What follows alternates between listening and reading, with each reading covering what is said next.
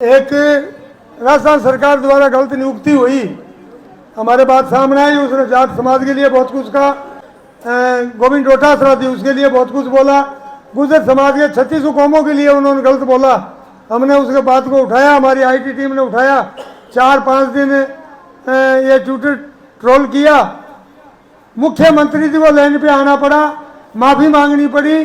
कल दोपहर में मुख्यमंत्री से मिले, उन्होंने ये कहा कि मैंने वो बात सारी बता दी, जो गलतियां हुई सब बताई, लेकिन मैं धन्यवाद देता हूं राजा राम जी को, तो इन्होंने भी जोर शोर से बात उठाई, तो आपके समाज की बात वहां तक पहुंचाई। वह रद्दी आदमी था, उसको रद्दी की टोकरी में डाल के छोड़ा। तो ये भी ध्यान रखें, हम गलत काम नहीं करेंगे तो किसी को गलत करने भी नहीं देंगे। धन्यवाद।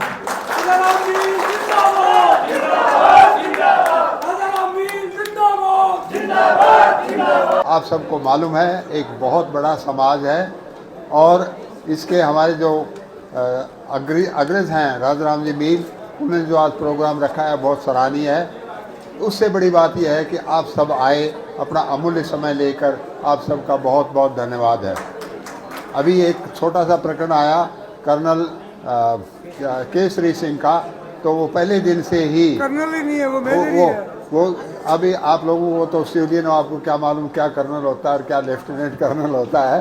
खैर बहुत से जानते भी हैं क्योंकि कुछ है, लेकिन इस बात को हमने बड़ा ज़ोर शोर से उठाया कि वो कर्नल नहीं है, वो लेफ्टिनेंट कर्नल है, और उसका जो अपॉइंटमेंट है वो ही गलत है।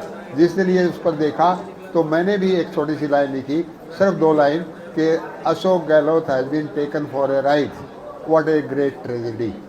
और वो अभी सब बातें सुन ली आपने। आप सबका बहुत बहुत धन्यवाद।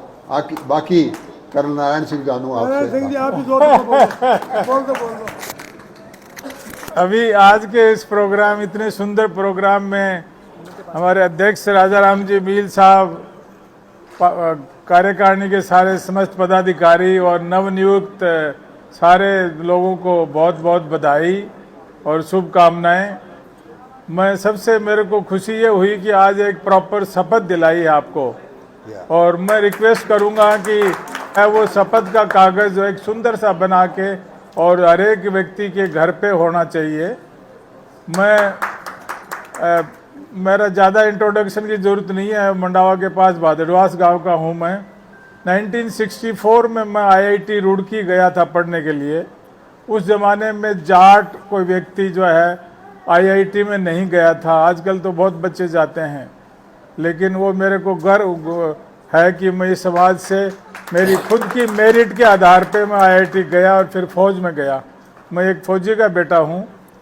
फौज में हमको जब मिलिट्री से पास आउट होते हैं तो मिलिट्री का अफसर को या मिलिट्री वाले को आप अलग क्यों मानते हो, उसके लिए हमारा एक सिंपल मोटो है।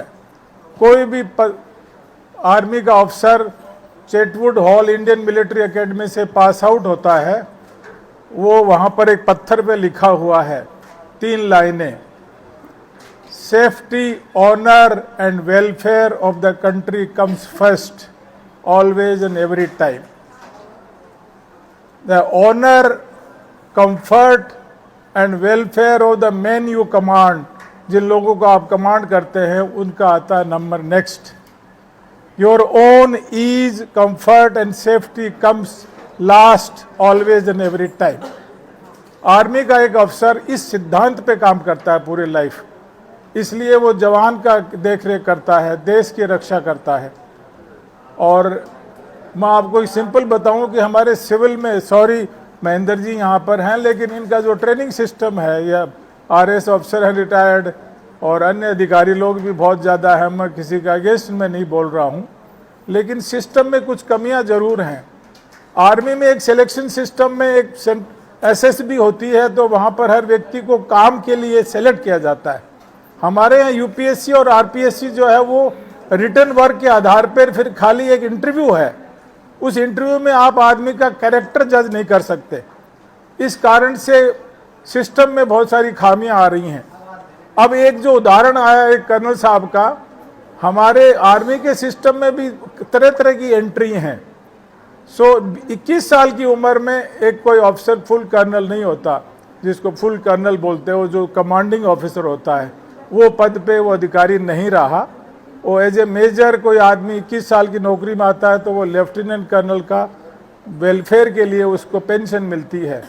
अतः ऐसे अधिकारी जो जल्दी आते हैं वो अपने फायदे के लिए हर सिस्टम में जो है आदमी नेता बन जाता है, जो थोड़ा एजुकेशन है या उसको बोलने का उसको कुछ अलग उद्देश्य होता है, तो इस तरह के लोग काफ़ी भ्रांतियाँ फैलाते हैं। तो हमको अपने सिस्टम में भी काम करते समय आपको आदमी को जज करने का एक क्वालिटी डेवलप करो, आदमी कौन अच्छा है, क्योंकि अभी जो आज बताई बातें, अच्छे काम वाले को ही जोड़ो। और जैसे राजा राम जी के साथ हम क्यों जुड़े हैं, क्योंकि इन्होंने कितना जो आपने सुना कि सेल्फलेस सर्विस करी है। तो अतः मैं आपको धन्यवाद देता हूं और लास्ट में थोड़ा लंबा नहीं करूंगा। थैंक यू, बहुत बहुत धन्यवाद। बोलो तेजाजी महाराज की जय।